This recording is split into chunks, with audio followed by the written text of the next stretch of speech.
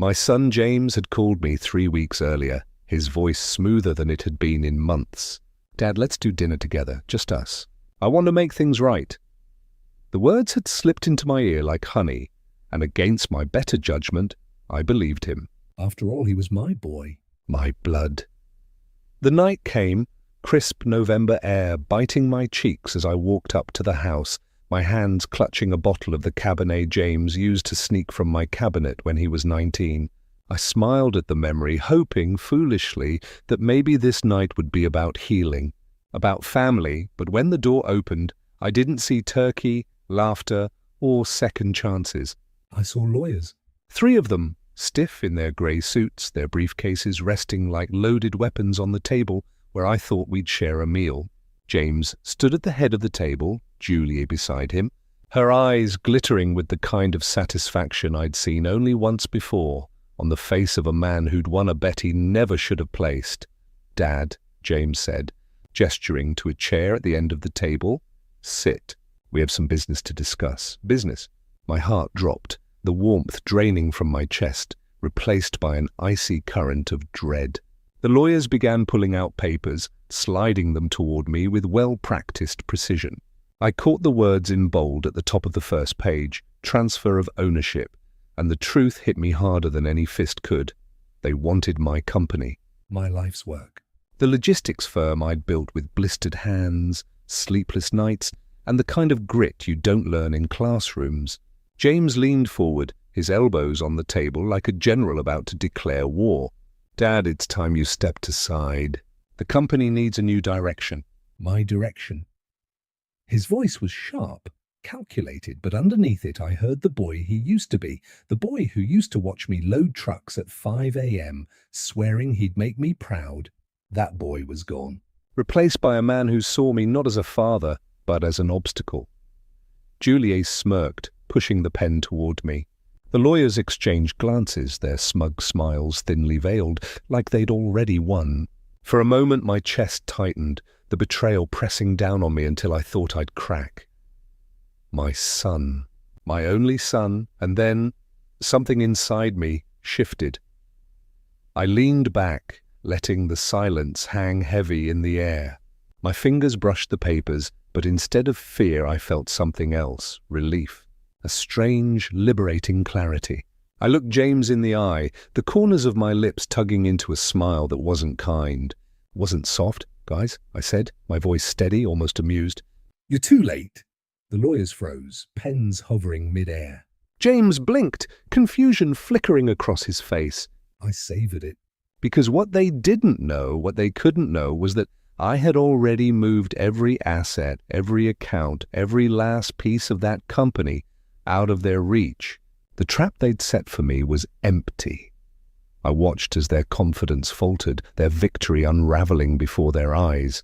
And for the first time in months, maybe years, the weight of betrayal lifted off my shoulders. My revenge hadn't come from anger, but from preparation. From knowing that the war my son had waged against me wasn't one I'd chosen, but one I damn well had learned to fight. Thanksgiving dinner never came, but that night, in that room full of papers and broken trust, I realized something that hurt more than losing a company ever could. James wasn't my boy anymore. He was my enemy and enemies I knew how to handle. My voice stayed calm, but my hands clenched under the desk, knuckles widening. Julie spoke, her tone smooth as ice. "William, it's not personal. We just want what's best for the business." Modern leadership, modern results. Her smile didn't reach her eyes. I glanced at the photo of James again, the frame's faint cracked spiderweb across the glass. When had that happened? Modern, I repeated, tasting the word. Or just convenient for you too. James's eyes narrowed. "Don't make this harder than it needs to be." Sign the papers. "Step back. Retire. You've earned it." He nudged the folder closer, his fingers grazing the edge like he owned it already. The room felt smaller, the air heavier. I remember teaching James to drive a forklift in the warehouse, his laughter echoing off the crates. Now he stood here dismantling everything. My pulse thudded in my ears, but I kept my voice steady. "I built this company from nothing. It's mine. You don't get to waltz in and demand it. Julier's laugh was sharp, a knife slicing the tension. Oh, William, you're so sentimental. Sweet, really, but it's not practical. She stepped closer, her heels clicking. Think about the future. Our future. James leaned in, his voice low. You're making a mistake, Dad. We'll do this my way if you don't cooperate. He straightened, adjusting his tie, his face unreadable. My throat burned, but I forced a smile. You're welcome to try. The words felt like gravel, but they held. Julie's eyes gleamed, predatory. You'll regret this, she said, turning toward the door. James followed. The folder still sprawled across my desk like a challenge. The door clicked shut, and the silence roared. I sat there staring at James's photo, my fingers brushing the cracked frame. The clock on the wall ticked, each second a reminder of time slipping away. I reached for my phone, my thumb hovering over a number. Someone, anyone. But I stopped. Not yet. I stood, my knees stiff, and grabbed my coat. The office lights flickered as I stepped out. The Chicago skyline a blur beyond the window. Whatever James was planning, I'd face it. But first, I needed to think. The hum of my car's engine was the only sound as I drove through the Chicago suburbs, streetlights casting long shadows across the dashboard. My hands gripped the wheel, the leather cool against my palms.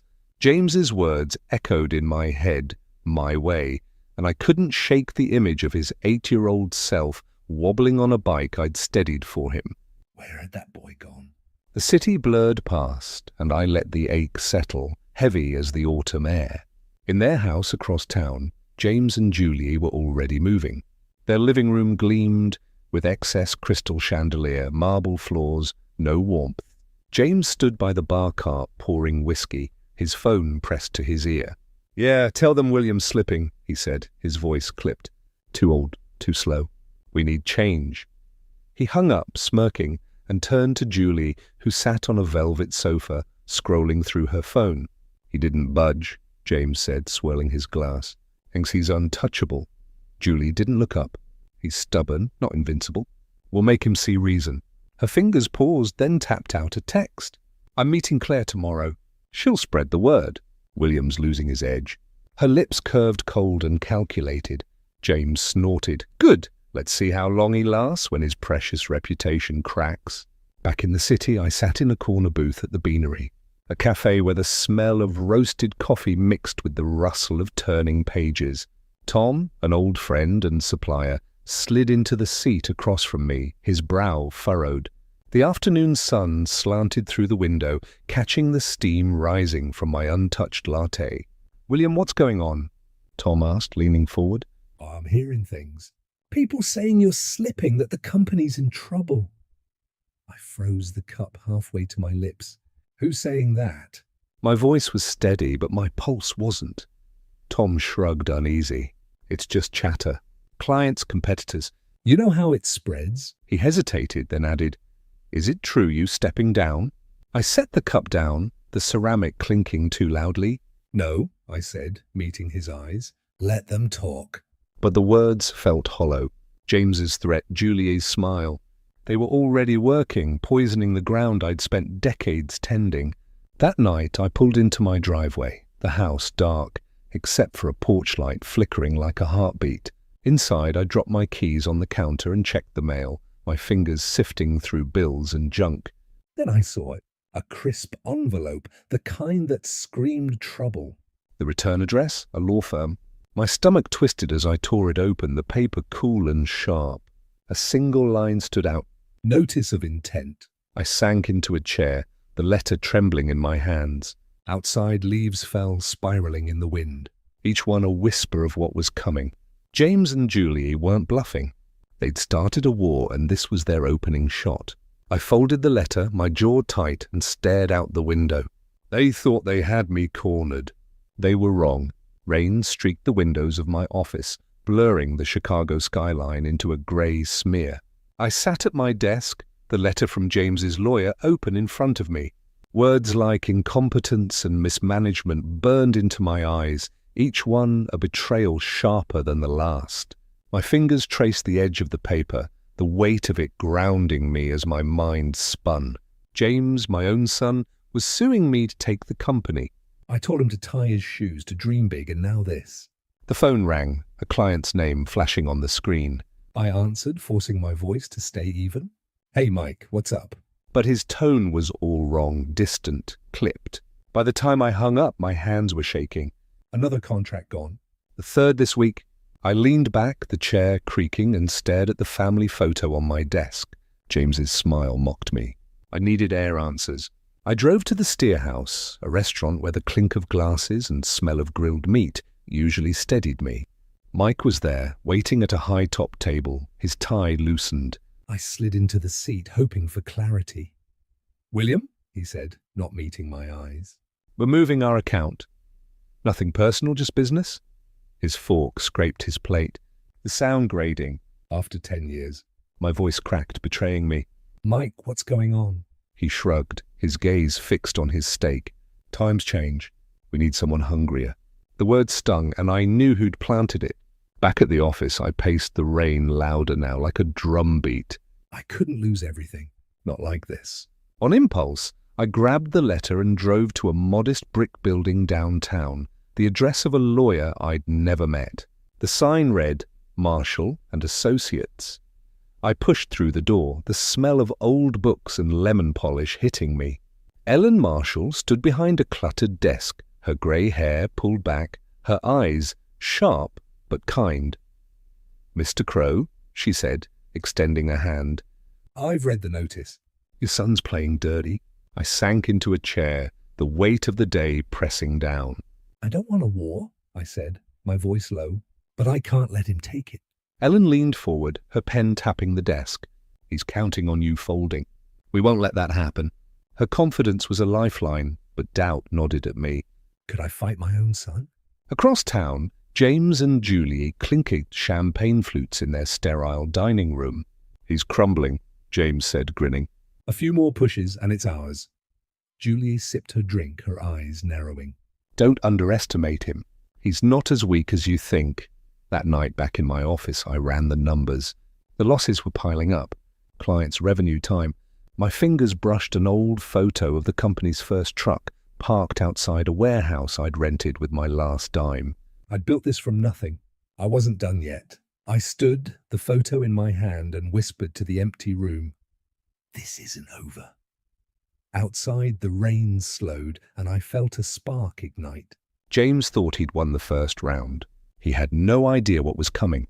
The living room was quiet, save for the faint creak of my armchair as I shifted.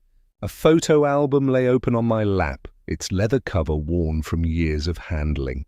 The picture I stared at was from a summer long gone.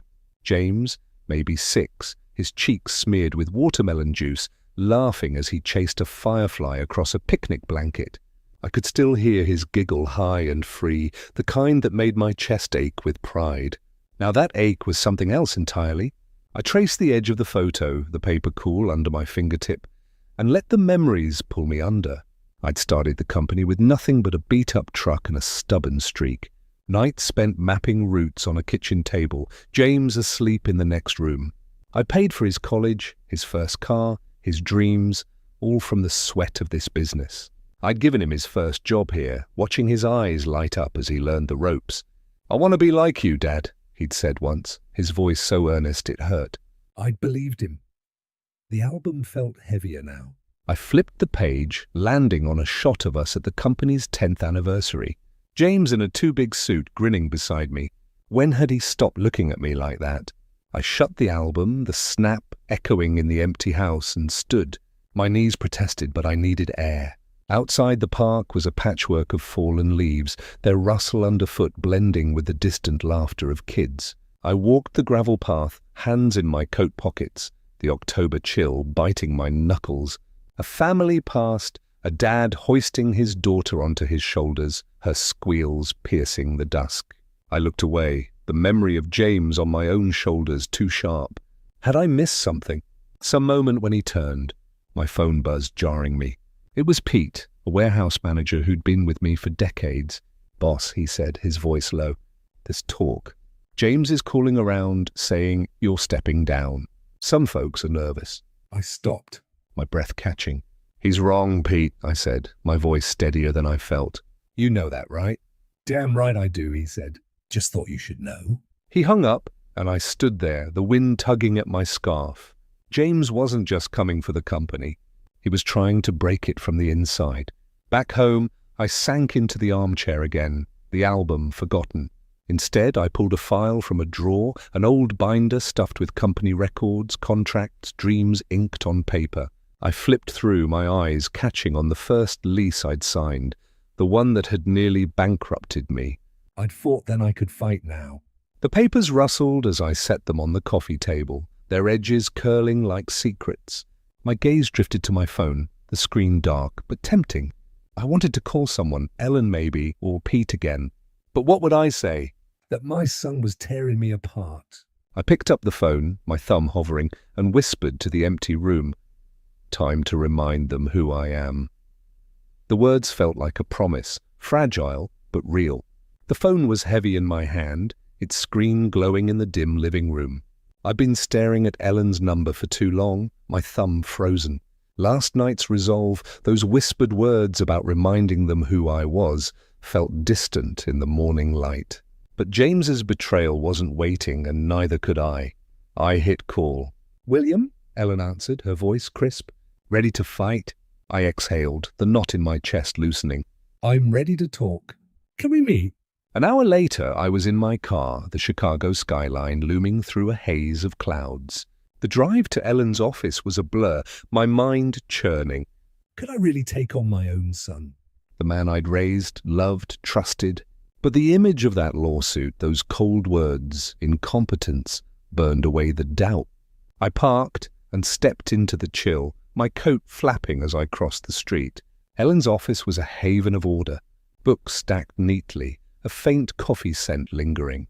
She stood as I entered, her grey hair catching the light. Sit, she said, gesturing to a chair. I've been digging into James's claim. It's aggressive but sloppy. We can push back. I sank into the seat, my hands clasped tight. I don't want to destroy him, Ellen, I said, my voice low. Not yet.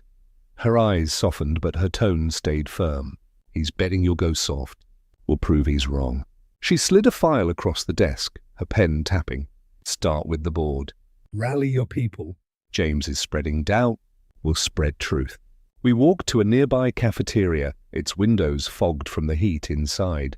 Over weak coffee, Ellen laid out ideas. Legal counters, employee meetings, a PR push. Her humour cut through the tension. This coffee is awful, she said, grimacing. But our plan, that's gold. I managed to smile, the first in days. I'm listening, I said, leaning in. Her confidence was contagious, and for the first time, I felt the ground steady beneath me. Back in my car, I called Pete. The line crackled, his voice gruff. Boss, some guys are wavering. James's talk is getting to them. Then I'll talk louder, I said. You with me, Pete? Always, he said, and I could hear his grin. That's enough for now. That night, I sat at my kitchen table, a notebook open. I scribbled ideas, names, dates, strategies, each word a step toward reclaiming what was mine. The pen scratched, the sound sharp in the quiet. Ellen's plan, Pete's loyalty, my own stubborn heart. They were enough to start. I closed the notebook and leaned back, my eyes on the ceiling. The car keys lay beside me, glinting under the lamp. I grabbed them, my grip tight on the wheel as I sat in the driveway, the engine off. The notebook rested on the passenger seat, its pages full of fight. This is my move, I thought. The words a spark in the dark. I wasn't done yet. The office buzzed with nervous energy, the hum of the air conditioner barely covering the shuffle of feet. I stood at the head of the conference table, facing a dozen employees, my team, my family, in a way James never understood. Their eyes were wary, some darting to the door. James's whispers had done their work, but I wasn't here to lose them. Folks, I said, my voice steady. You know me. We built this company together. Every late night, every tough call. They want to take that from us. I paused, meeting their gazes. I say they don't get to. Pete nodded from the back, his arms crossed. A few others straightened, their doubts softening. We're with you, boss, said Maria, a dispatcher with a steel spine. The room murmured. Agreement, and I felt the tide shift.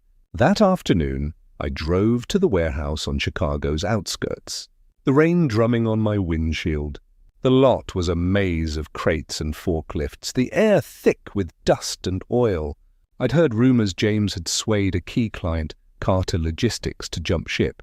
I needed proof. Inside, I combed through shipping logs, my flashlight cutting through the dim. There it was, a contract addendum buried in a stack, showing Carter had breached terms for a side deal. Julie's name was scrolled in the margins. My pulse quickened. This was my leverage. Back in my car, I dialed Carter's CEO, my voice ice. "John, I know about your deal with Julie," I said. "Break it off or this goes public." He stammered, caught. Give me a day, William, please. You've got 12 hours, I said, hanging up. The rain slowed and I leaned back, adrenaline singing in my veins. Across town, James's house was a fortress of glass and ego. He stood in the dining room, a wine glass in hand, when his phone rang. His face darkened as he listened. "He did what?" He snapped, slamming the glass down. It shattered, wine pooling like blood. Julie, lounging nearby, didn't flinch. "He's fighting back," she said, her voice calm but sharp. We need to move faster. James spun, his eyes wild. He's a relic. "He can't outmaneuver us," she arched a brow. Then why are you shouting? Back at the warehouse, I stood among the crates, the contract in my hand. The rain had stopped, but the air was heavy. The city lights faint beyond a lot. I tucked the papers into my coat, their way to promise. This was my first strike, clean and sharp. But it was only the beginning. I looked out at the wet asphalt, my reflection blurred in a puddle, and thought, let them come. The air in Ellen's office was thick with the scent of paper and fresh coffee, a grounding contrast to the storm brewing in my head. I sat across from her, the contract from the warehouse, my ace, spread out on the desk. Its creased edges curled like a secret waiting to be told. Ellen's pen tapped rhythmically, her eyes scanning the pages. "This is good, William," she said, leaning back. Carter's backed off. "You've got leverage, but what's next?" I shifted my fingers, brushing the armrest. "Something bigger," I said, my voice low. "I'm not just saving the company. I'm making sure they can't touch it." The words felt like a vow, but I kept the details locked tight, even from her. She raised an eyebrow, her lips twitching. "You sure you want to play it this close to the chest?" "No choice," I said, meeting her gaze. "They've got eyes everywhere." Ellen nodded, sliding a file toward me. "Then let's lock things down. I can draft a trust, something ironclad to protect your assets. But you'll need to move fast." "Fast is my only speed now," I said, managing a half smile. That evening, we sat in a quiet restaurant overlooking Lake Michigan, the water's surface rippling under the city lights. The clink of glasses and soft jazz muffled our words as Ellen outlined the next step, a meeting with someone who could secure the company's future. "He's discreet," she said, sipping her wine, "and he's got the capital. You ready to bring him in?" I nodded, my mind racing. "Set it up." But no names yet. Not even to me. The secrecy felt like a shield, one I'd need against James's reach. Back at my apartment, I paced the living room, the fireplace crackling as I dialed a number I'd memorized. The line clicked and a gruff voice answered. "It's me," I said, my tone clipped. "Everything needs to stay quiet. No leaks, no traces." "You got my word," the man said. "We'll talk soon." The call ended, and I exhaled, the weight of the plan settling deeper. I sank into a chair, pulling out a stack of old contracts from a drawer. My fingers traced the faded ink, deals I'd fought for, risks I'd taken. Each one a brick in the empire James thought he could steal. I scribbled notes, numbers, and names, the pen scratching like a heartbeat. Ellen's draft arrived by email, a dense wall of legal terms. I read it by the fire's glow, each clause a step toward freedom. The company would be safe, untouchable, but the cost nodded at me. I stood, the draft in hand, and crossed to the window. Chicago sprawled below, its lights pulsing like a challenge. The lake churned beyond, dark and restless. They don't know they've lost yet, I thought. The words a quiet fire in my chest. The draft felt heavier now, a key to a door I was almost ready to open. Rain battered my office windows, the drops streaking like tears across the glass. I sat at my desk, the glow of my phone casting shadows as a new message from James blinked. "We're not done. Expect papers tomorrow." My jaw tightened. Another lawsuit. This one accusing me of financial misconduct. The words blurred, each one a fresh cut. I pushed the phone away, my hands trembling, and tried to focus on the spreadsheet in front of me. Numbers, routes, shipments, my world slipping through my fingers. Across town, James and Julie stood in their gleaming kitchen, the marble counter cluttered with legal documents. James paced, his phone pressed to his ear. File it now, he snapped. I want him buried. He hung up, his eyes glinting. Julie leaned against the counter, her fingers tracing the rim of a wine glass. You sure about this? She asked, her voice smooth but edged. He's got no moves left, James said, smirking. He'll crack. My phone rang, shattering the office's silence. Julie's name flashed and my stomach twisted. I answered, bracing myself. William, she purred. We know about that old loan you never paid back. Messy, isn't it? It'd be a shame if it came up now. I gripped the phone, my knuckles white. Don't drag the past into this, I said, my voice low, steady, despite the rage bubbling inside. You got nothing. Keep telling yourself that, she said, and the line went dead. I couldn't stay in the office. The walls felt too close, the air too thick. I grabbed my coat and drove to a park nearby, the rain soaking my shoulders as I walked. The paths were empty, the leaves sodden and clinging to my shoes. I stopped by a bench, my breath fogging in the cold, when a familiar voice called out, William, what are you doing out here? Ellen stood under an umbrella, her coat buttoned tight. I managed a weak smile, trying not to drown, I said. She joined me, her umbrella shielding us both. James is escalating, she said, her tone matter-of-fact. But they're sloppy. Those accusations, they're half-baked. We can counter. I'm tired, Ellen, I admitted, the words slipping out. But I'm not done. Good, she said, her eyes warm. 'Cause they're bluffing. We just need to be faster. Back at her office, the smell of chamomile tea grounded me as she spread out files. James is trying to fabricate evidence, she said, pointing to a report. Fake invoices, doctored emails. It's desperate and it's our opening. I leaned forward, my pulse quickening. Then we hit them with it, I said. Expose the fraud. Ellen grinned. Now you're talking. I left her office, a folder of evidence tucked under my arm. The rain had slowed, but the city felt alive, electric. My phone buzzed again. Another message from James. I didn't open it. Not yet. The folder in my hand was my answer, sharp and ready. I stepped into the night, the wet pavement reflecting the city's glow, and felt the fight reignite. The fire in my living room crackled, casting flickering shadows across the coffee table where my phone lay. James's message glowed on the screen. Thanksgiving dinner tomorrow. Let's make amends. 700 p.m. our place. I read it twice, the words dripping with false warmth. Amends. After lawsuits, threats, and lies. My lips curled into a wry smile. They thought they could play me, but I saw the trap from a mile away. Still, curiosity tugged. What was their angle? I dialed Ellen, pacing as the line rang. They've invited me to dinner, I said, when she picked up. Thanksgiving. Says they want peace. Helen snorted. Peace? That's a wolf in a turkey costume. Meet me at the brew. We need to talk. An hour later, I slid into a booth at the cafe, the air thick with the scent of espresso and cinnamon. Holiday lights twinkled outside, their cheer mocking the tension in my chest. Ellen sat across from me, her scarf draped over the chair. It's a setup, she said, stirring her latte. They'll push you to sign something. Maybe wave those fake invoices in your face. You ready for it? I leaned back, my fingers tapping the table.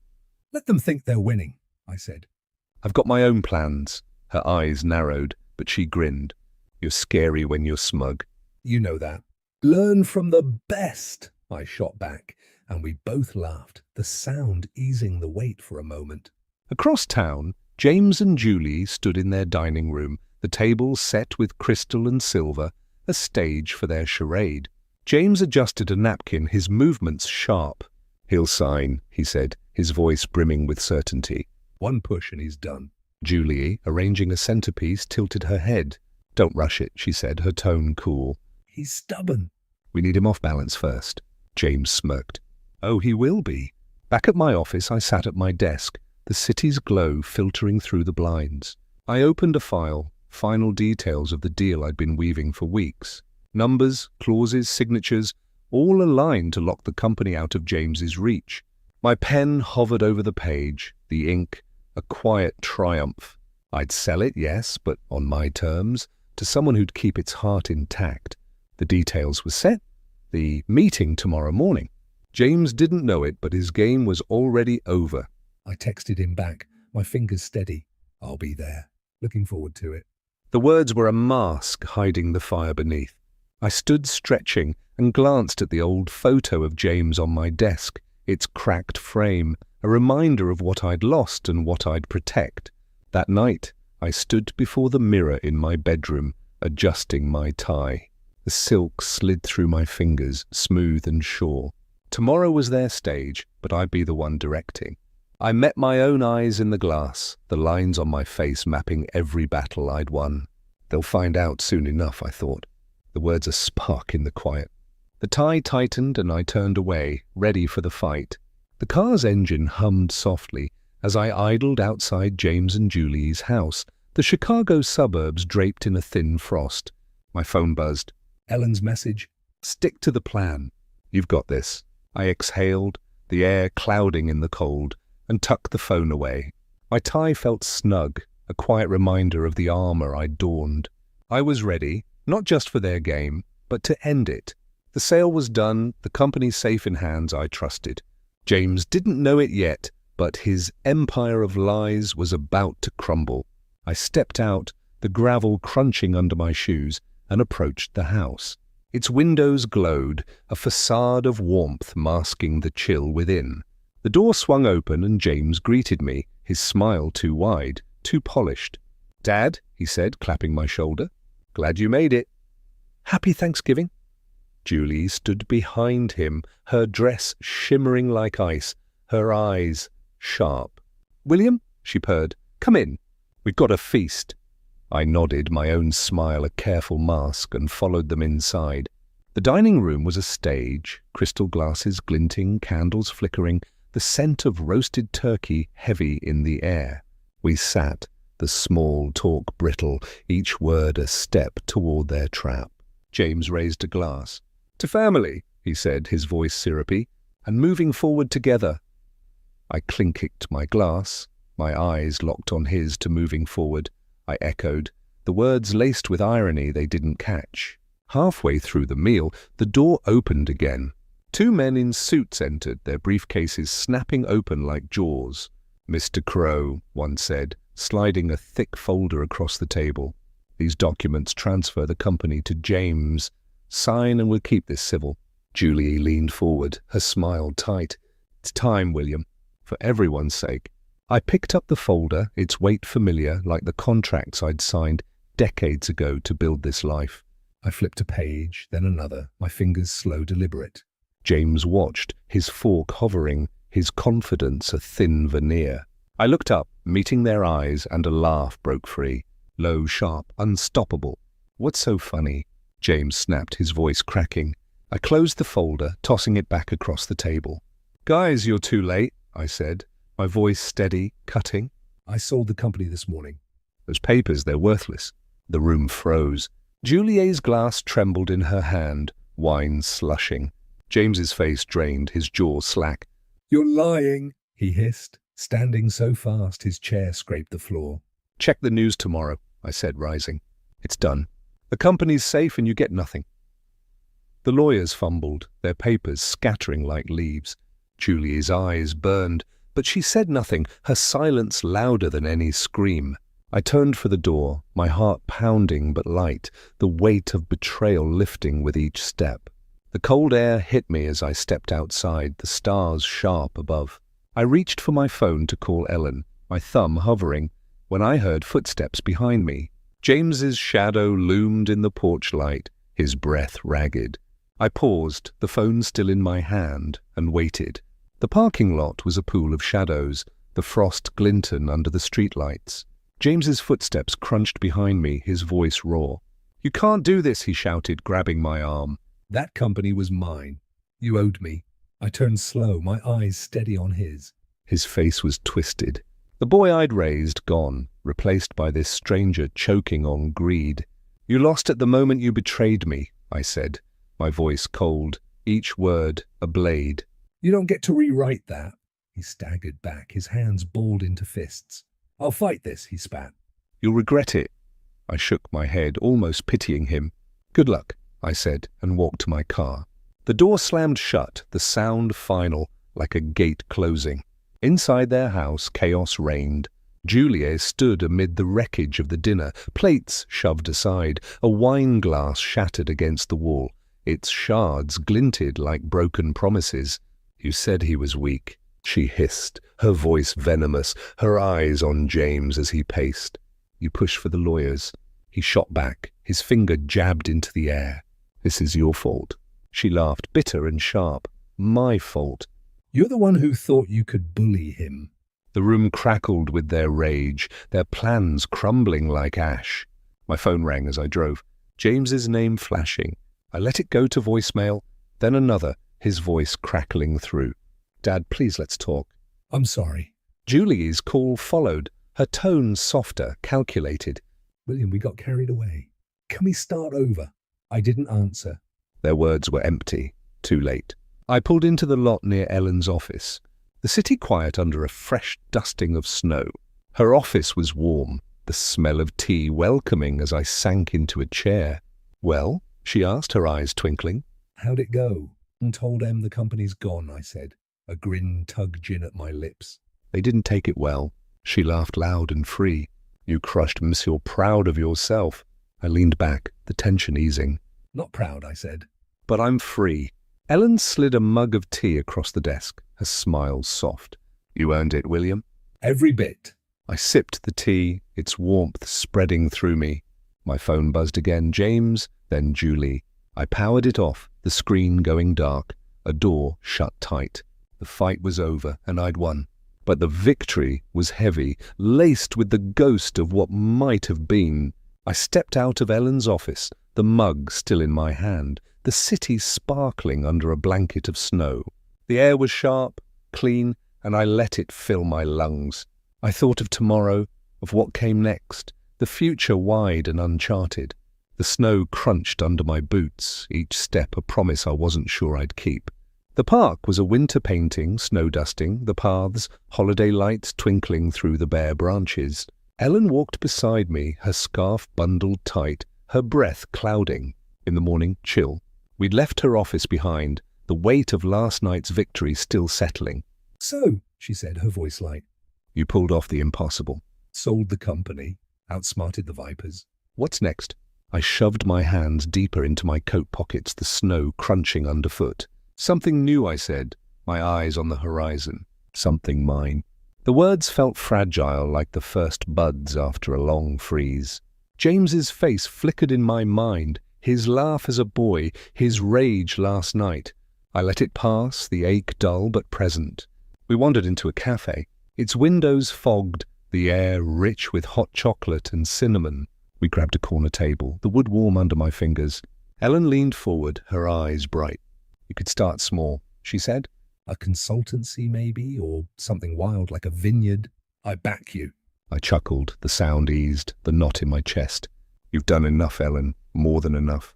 She waved me off. "Nonsense, we're a team now. Say the word and I'm in." The idea of a new venture sparked something. Not the fire of my old company, but a quieter flame. Steady, I sipped my drink, the warmth spreading, and let myself imagine it. A fresh start. No shadows of betrayal. For the first time in months, I felt light, like I could breathe. Back at my apartment, the quiet wrapped around me, broken only by the creak of the floorboards. I pulled out the old photo album, its leather soft from years of touch.